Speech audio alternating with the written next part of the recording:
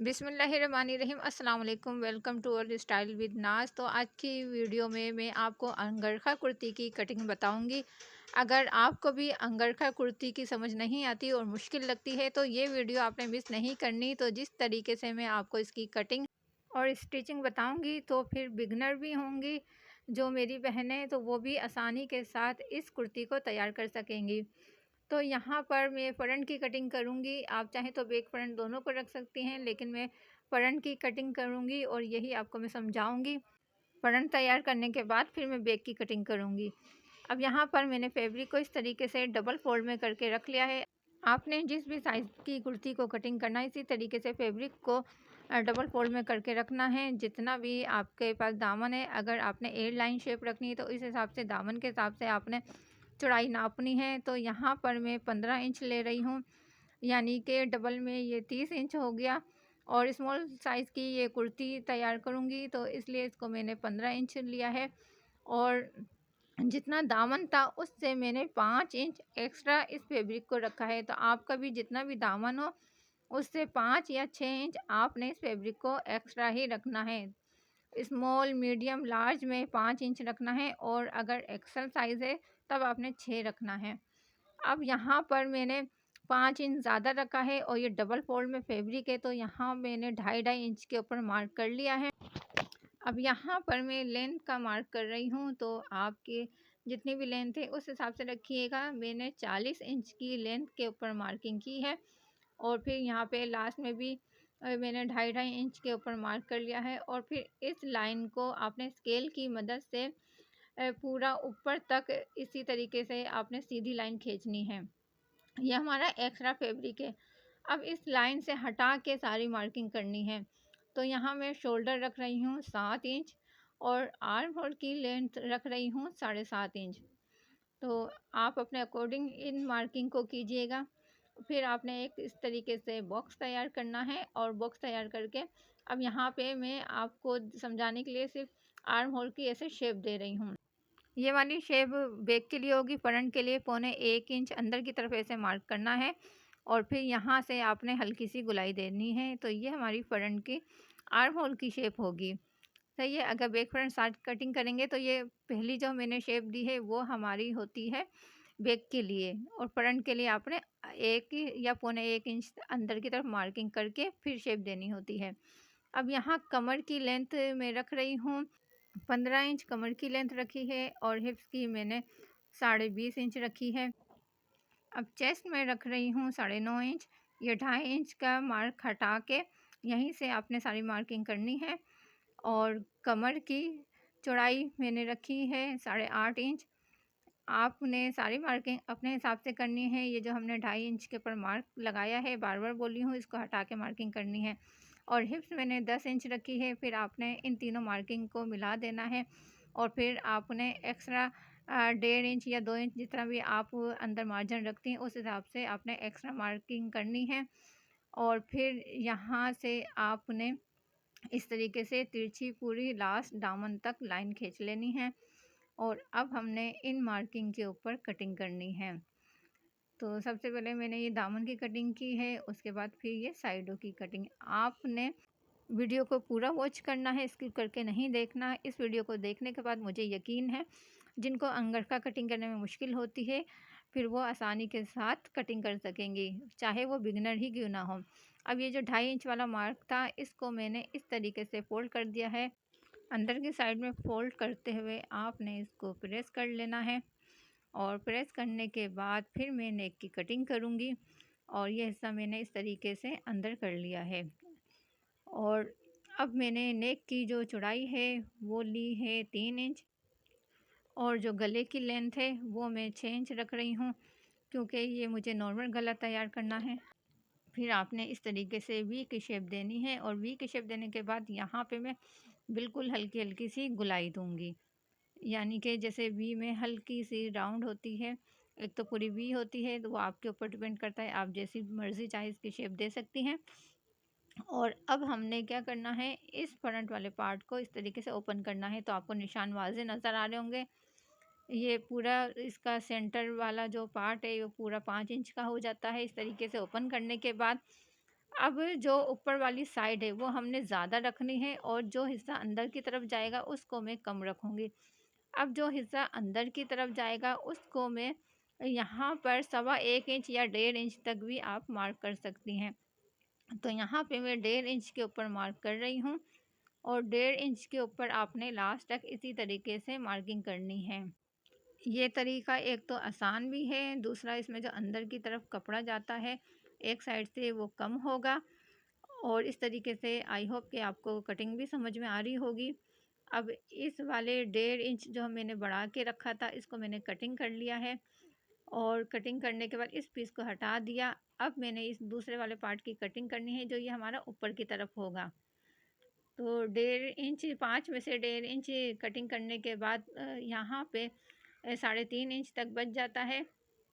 अब चाहें तो आप इसकी कमर तक पूरी वी शेप में कटिंग कर सकती हैं। तो यहाँ पर सबसे पहले मैं कमर की लेंथ का मार्क करूँगी, ये आपको समझाने के लिए भी है कि आपने पहले इस तरीके से जहाँ पे आपकी कमर आ रही है वहाँ तक आपने इसका मार्क करना है। अगर आपने कमर तक वी शेप में अंगरखा रखना है तो फिर आपने इसको इस तरीके से रख के और निशान लगा के और कटिंग करना है। लेकिन मैं कमर से ऊपर 3 इंच के ऊपर मार्क कर रही हूँ, आप यहाँ पे 3.5 या 4 इंच तक भी ले सकती हैं। फिर मैंने यहाँ तक वी शेप में दी है और इसकी फिर आपने कटिंग कर लेनी है। अब ये दोनों पीस रख के दिखा रही हूँ। ये अंदर वाला हिस्सा है और आपको सेंटर की क्रीज भी नज़र आ रही होगी। इस सेंटर के निशान से आपने इस वाले सेंटर से ऐसे मिला के रखना है। तो यहाँ तक हमारी ये फ्रंट की कटिंग मुकम्मल हो गई है। अब मैं इसको स्टिच करना भी बता देती हूँ। तो यहाँ पे मैंने इसमें लेस लगानी है और इसके दामन पे ये पट्टी लगानी है जो अक्सर लॉन कॉटन के ड्रेस की साइड में पट्टी होती है। तो सिंपल में यहाँ फ्रंट की साइड में तो ये लेस लगाऊंगी और बाद में इसमें ऊपर की तरफ दामन वाली पट्टी। अब सबसे पहले मैं ये नीचे वाला पार्ट तैयार करूँगी, वो भी अब मैं आपको दिखा देती हूँ तैयार करके। और ये नीचे वाले पार्ट में मैंने गले के जितनी बिल्कुल 1 इंच या 1.25 इंच तक आपने ऐसी सीधी पट्टी कटिंग करनी है, अलग से कपड़े पे चिपका के और सीधी तरफ रखते हुए सिलाई लगा के उल्टी तरफ आपने फोल्ड करनी है। और ये जो ऊपर वाला हिस्सा है यहाँ पे आपने पूरी लास्ट तक ऐसे 1.25 इंच की पट्टी चिपकानी है, चिपका के आधा हिस्सा अंदर की तरफ फोल्ड करना है और यहाँ से ये जो कोना था इसको भी मैंने अंदर की तरफ ऐसे फोल्ड करके प्रेस कर लिया है। तो ये ऊपर वाला हिस्सा इस तरीके से तैयार किया है और जो ये अंदर वाला हिस्सा है इसमें मैंने ऐसे लेस लगा ली है। इसी तरीके से पट्टी मैंने पलट दी थी और पलटने के बाद इसके ऊपर मैंने सिलाई लगा ली। अब यहाँ से ये ओपन है, चाहे तो आप तुरपाई कर सकती हैं। और ये यहाँ तक मैंने लेस लगा ली। लेस लगाने के बाद अब ये वाला जो हिस्सा है यहाँ पे आपने इस तरीके से मोड़ के सिंपल बूट जितनी हेम कर देनी है।